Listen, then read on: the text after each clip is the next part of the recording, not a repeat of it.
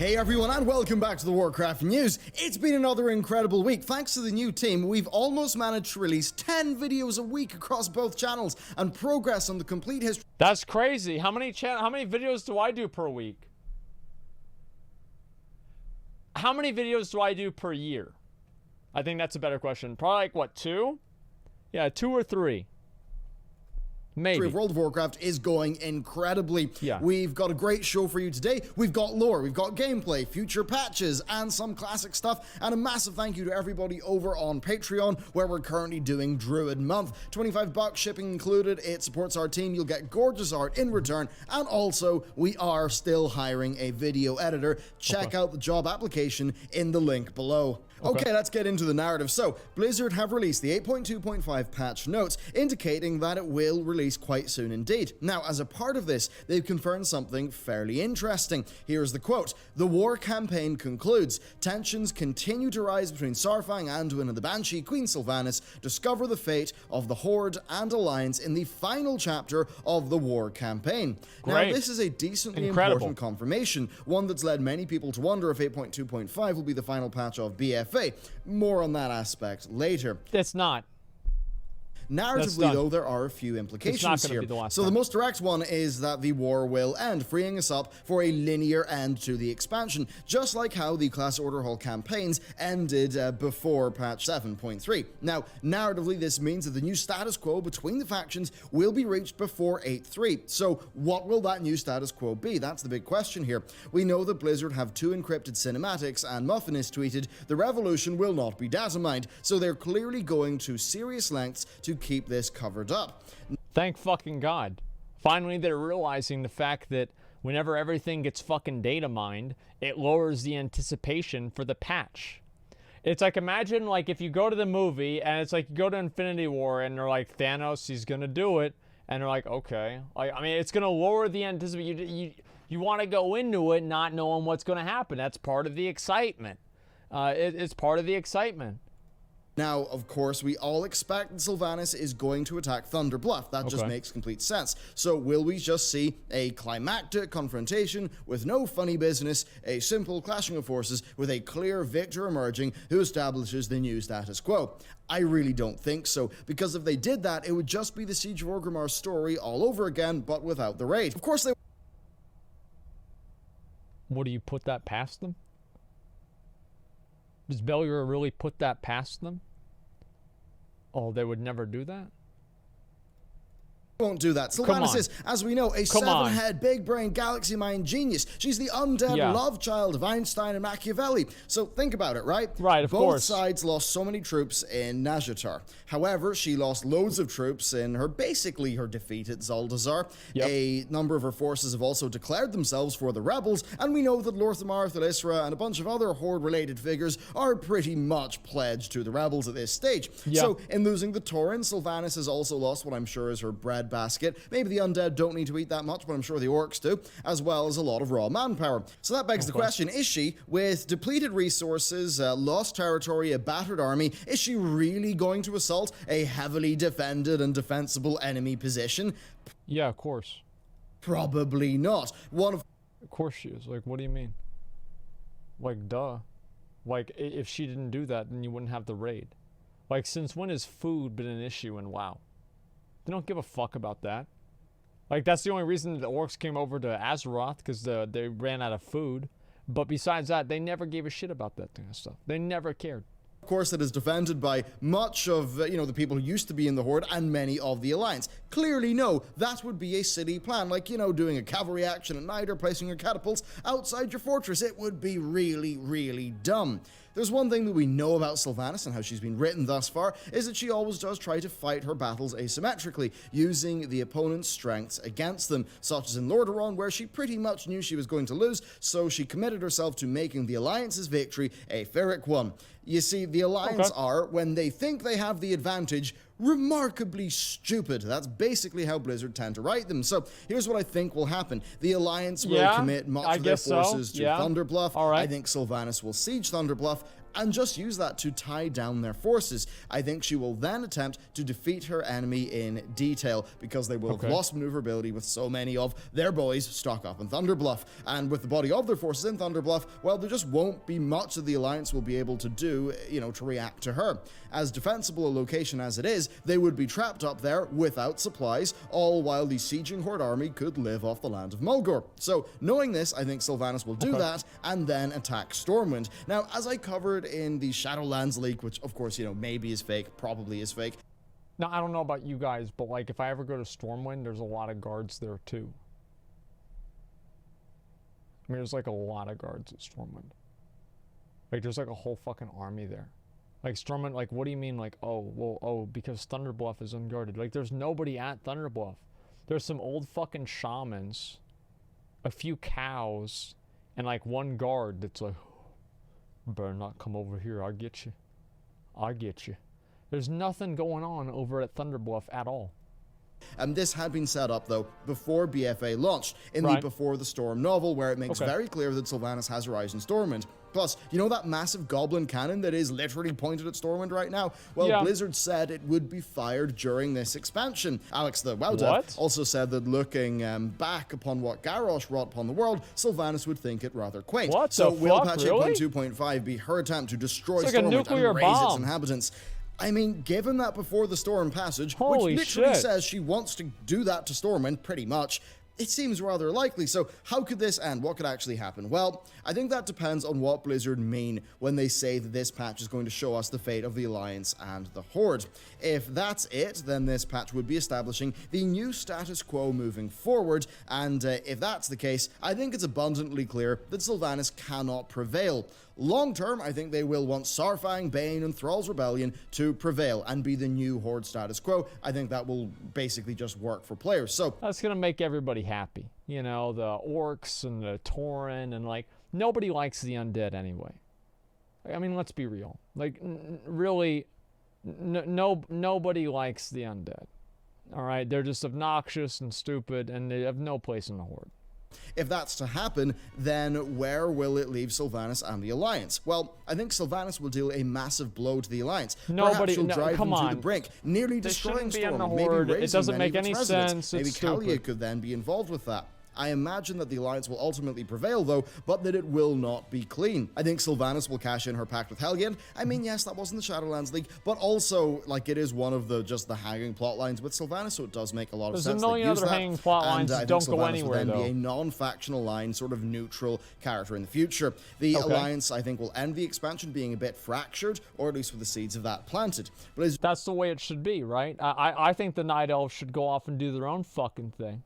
If they're going to do this thing where, like, people can play in different factions, I wish there were sub-factions with, like, the Night Elves and the fucking Alliance. I don't like this whole idea where everybody's on the same side. Maybe I just played a little bit too much Warcraft 3, but that's the way that I look at it. Have said that while the Horde has been split during BFA and the Alliance is united, that will change over time. So I think whatever way the Alliance wins, it's pretty clear that one of its constituent factions will lose. Now, if we're to believe that Shadowlands leak, then some of what I talked about here would actually be an 8.3 rate. If we discard that, then something similar could happen within the scope of 8.2.5, leading us into an 8.3, that if we're to take what Ian said, at face value about the 8.2 cinematic, that would just have us fighting his author, or something like that. There's no way they're not going to have... It's obvious that they're going to fucking do... It's obvious they're going to do 8.3. Like, I cannot imagine Blizzard ending the expansion on 8.25. Like, if they do that, people are going to fucking riot. They're going to be so angry.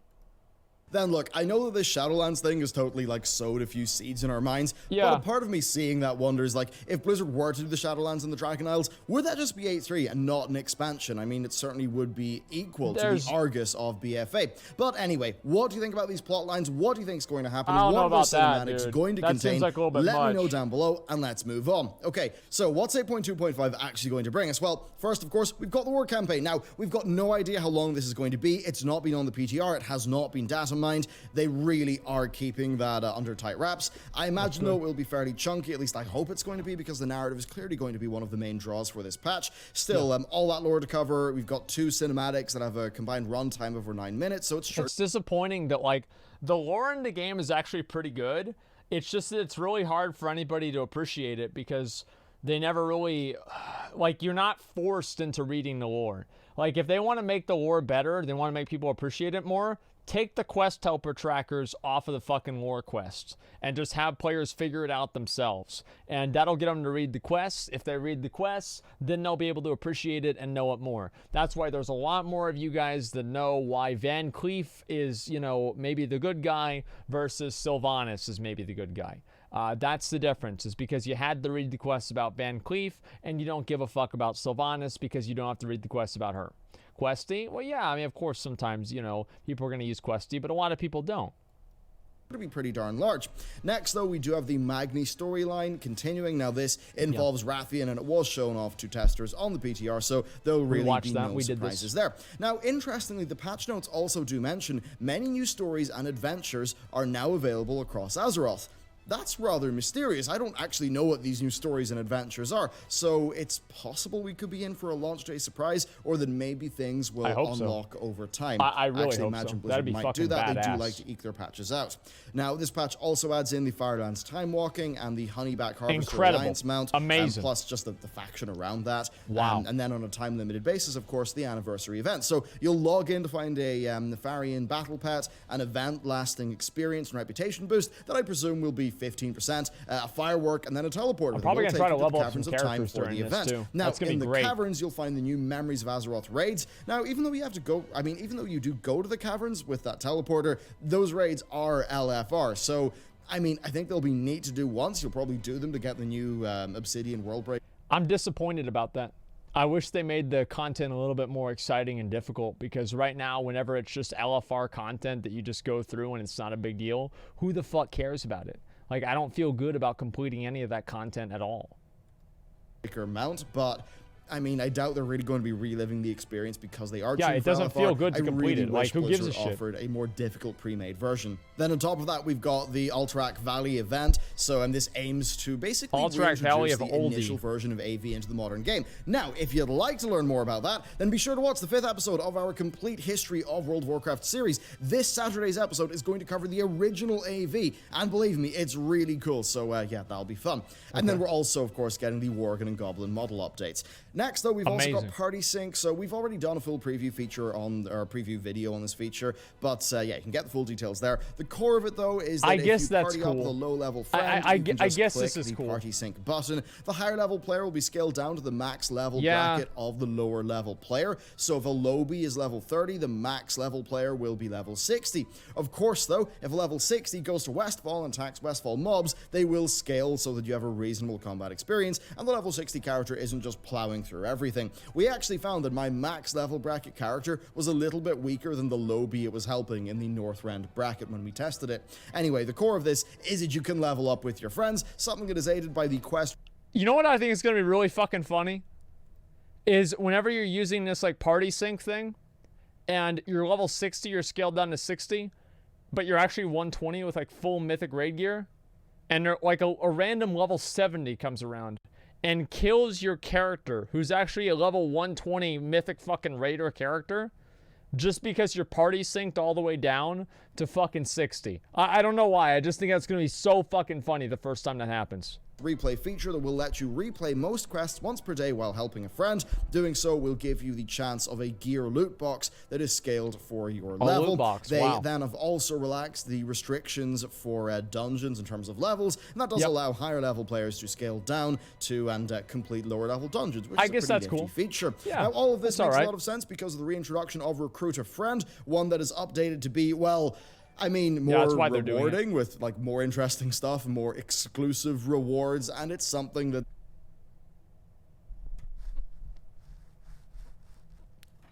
more profitable. It's fairly transparent. While it will be fine for many of the people who will just use Recruit a Friend when they're having a new friend play the game, they have done a few things like making it so that you instantly get the rewards upon game time being purchased. So it is totally catered to impulse purchasers. Plus, loads of people have resubbed already for Classic. So everything I think a lot of people are going to be making dummy accounts, getting stupid people to make, giving stupid people to give you money. Now, I've covered this before. That's what it's all There's about. not much else to say. It's Blizz making more money, that's how it goes. Now that's the main features, but what about the rest?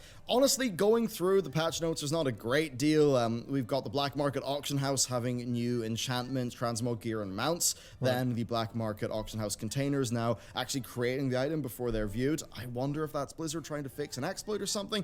So there's that. I don't know what the exploit that is. I wish I did. Requirements have been removed up to the Fall of Zuldazar, and you no longer need a Nazjatar companion really good at level 3 in order to clear the Bane quest. So it's pretty obvious that Blizzard just want you to be able to play the entire war campaign on a fresh character from start to end once this patch comes out. Then bar bug fixes, that's basically it, but we'll just have to see if there are any undocumented changes that do make it in. Okay, so with all that covered, let's talk about the 8.3 cancellation speculation, something that I think mostly exists because back in Warlords of Draenor, they did cancel 6.3 in order to basically just cut their losses from that expansion and move on to Legion. Which was a good idea, by the way. Finishes the story, it certainly would make it possible. So here's why. It is actually possible to make this add up. You see, patch 8.2 was, in terms of its relative release date, closer to the timing of patch 7.3, which was Legion's final patch. Plus, I think that 8.2 is a bit more replayable than 7.3, and 8.2.5 is larger than anything that came after 7.3. Now, if Blizzard abandoned BFA and went for an early August 2020 release date for 9.0, then it would pretty much be just like the 7.3.5 to Legion gap in terms of...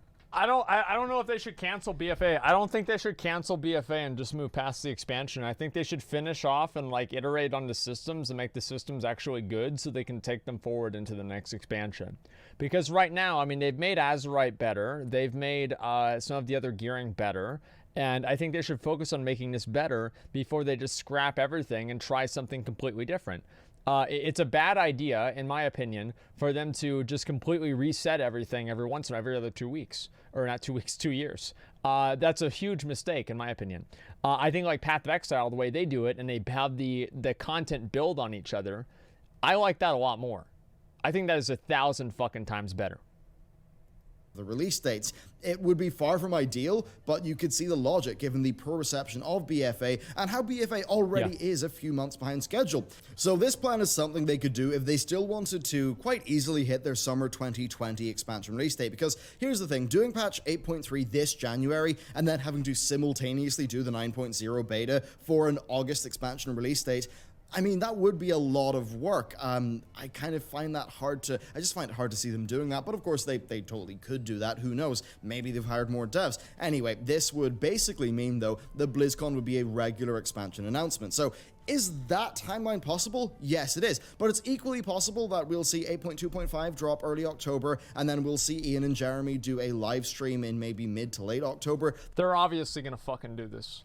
They're obviously going to bring it out before BlizzCon. That way they can have BlizzCon hype up the end of BFA and then announce the new expansion after that. That's what's going to happen. And they need to have it come out beforehand, and they need to have the big plot, the plot device or the plot event happen before BlizzCon, because they don't want to have what happened with Legion and like going into BFA happen, right? Where BFA gets announced and nobody even knows what happens at the end of Legion. That announces patch 8.3 just ahead of BlizzCon. This would then allow them to have BlizzCon focus on the next expansion, as is normal. I can't wait to play D4, would man. Release next January, I cannot wait and then to play we'd maybe D4. see a September release date, Wait, maybe in October. I'm gonna be honest, like, whenever D4 comes out, I'm gonna go hard on that game. Like, I'm gonna go really fucking hard at the game. They're not gonna do Diablo Immortal 2, right? I mean, like they're gonna announce Diablo 4 at this BlizzCon, right? I mean, you really think they're not gonna do it? They're obviously going to announce Diablo 4. Okay, like I'd like to try it out and at least see how the game is. I'll probably grind that game for a while. I don't know how long I will, but I could really see myself enjoying it a lot. Like I played the original Diablo 3 all day, every day. Release date for the next expansion, but I suppose the closer they get to that end of year release window, the more competition they will face. Now, it's just about, I mean, how much do they think that World of Warcraft even, faces competition from those other titles? Now, given how WoW does rely heavily on expansion launch spikes, it is true that competing with other AAAs might be tricky there for them. Anyway, point is, they don't want to do that. Just make the game good, and then people won't quit. Like, the problem is not getting people to play, because you just bring out a new expansion, they all start playing again. The problem is making sure they don't quit. Don't let them quit the game. Like, figure out a way to motivate them to not to want to ruin their life. Don't let them fucking quit. they may have to push the release date back a little bit in order to facilitate the beta testing period if 8.3 was going to be January. But even if they did do that, I think we'd probably be in for a shorter kind of final patch to next expansion gap. I've got to imagine that Blizzard pretty quickly last year thought, oh dear, we have massively messed this up, and probably scrambled to get some sort of workable plan. So, I mean, I do have a feeling that the worst days are actually behind us here, but it certainly is an odd situation. It is unfortunate that it does pretty much all stem from the fact that BFA was not really that well received and did launch with so many fundamental issues. Yes. I guess it's all just about like trying to work out, why did BFA have those issues when Legion was received so well? And because people gave feedback on, well, for one, here's why, is because Blizzard didn't listen to any of the feedback that players gave about the systems. People fucking hated everything about Azerite, and Blizzard dragged their feet for the entire fucking beta process, the entire alpha process, and they basically time-gated expansion features for like 8 months. Like, just now we're getting the Heart of Azeroth in the way that it should have been on release. Just now we're getting, you know, the Azerite gear in the way that it should have been on release. Like, all of these things should have happened at the very fucking beginning, and players wanted them. And Blizzard didn't even say like, yeah, we're working on it or anything like that. They didn't even say that. They were like, you know, hey, this is the way it's going to be. They released the expansion in a way that nobody wanted. Legion, they spent more time on it because they gave up on WoD halfway through, so they had more time to work on the expansion than they naturally would. And Legion was only really well received, in my opinion. I think if Legion came after Mists of Pandaria, people would have thought Legion sucked. The reason why people thought Legion was so great is because it came after WoD. It's like, as I said, if it's like 2 fucking ugly girls and like 1 hot girl, you're going to see the hot girl and you're gonna be like, oh my God, she's fucking amazing. But really, she's like a 6 and the other girls are like 3s. You know, it's because BFA and WoD sucked, and, you know, Legion looks better than it comparatively would. That's why. That is fucking why. And I'm sorry to say, no, really, that's why it is. They're going to see Legion, they're like, wow, it's better than what we had, and it's better than what we have, so you know what? It's great. Legion had some great things with it, but don't fucking tell me that it was this amazing, perfect expansion. It had 1,000 things wrong with it, too. And Legion had a million things wrong with it at the beginning, too. Remember the Legendaries? Those were terrible, right? BFA sucked because Blizzard did not listen to the players. Didn't listen to players at all, right? And they didn't even listen to, like, Blizzard, if players say we want B, Blizzard does not have to do B. But they have to do what players mean whenever they say B. Blizzard didn't do that. Blizzard did. They had no idea. They fucked up. And when they got such clear feedback throughout the beta testing process, yeah, what made them decide to just, you know, launch with the systems that they clearly knew were pretty flawed? Or maybe was it just a lot of hubris and they did not know that those features would be received as poorly as they were? Certainly is an odd situation, but finally, let's just round this off with a little bit of talk about layering. So basically, right, there was a, there was a pretty massive exploit. Here we go. I mean, in some ways, it does fundamentally ruin aspects of Classic with layering, where essentially you could exploit layering to, you could go in, you could kill Ragnaros, then you could basically work out swapping to another layer and kill Ragnaros again. And that would mean that you could kill raid bosses twice in a lockout. You could use this in dungeons to just farm the same boss again and again. I think the people doing that, I mean, it's such a clear exploit. Blizzard have released their justification for why they are issuing bans for this. I think those bans are absolutely right. Absolutely right. I mean, Classic is a game where right. Just the integrity, right, is so important. And if you have the loot economy being broken by a small number of people, that really does break the integrity and the progression curve of Classic. So overall, it's very unfortunate that that happened. It's quite wild that Blizzard did not catch this problem in their testing. That's just a bit crazy to me. But I am glad that Blizzard are going hard on this. Well, that's because they didn't do any testing. Because I mean, if somebody is exploiting that layering, they obviously know that's in. They did a lot of advertising. They did a lot of advertising. They were like, wow, let's give every streamer beta. And that's great. I think that's smart to give every streamer beta. That's a really good idea. But here's the problem, is you have to give testers beta too. They should have invited all the streamers. They should have invited Pokimane. They should have had Pokimane play Classic WoW for a day or two. Maybe a few of our fans have never seen it before and they'll try it out. You know, that's a great idea. But the issue is you also want to invite Bill. Bill the beta tester, who's been reporting bugs ever since the Wrath of the Lich King beta. You know, like, come on.